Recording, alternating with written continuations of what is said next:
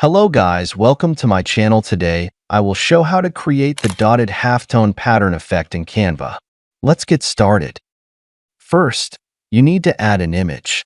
I already have an image. Add to the image on the canvas and then increase its size then.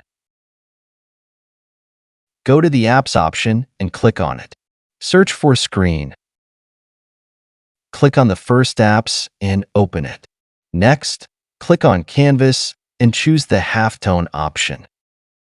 This image has a dotted halftone pattern. Then, increase the halftone to 2%. Next, increase the line cut amount to 0.27. After that, increase the line cut scale to 0.91%. Finally, click on the Save option. This is our image. If you like this tutorial, don't forget to subscribe my YouTube channel and click the bell icon.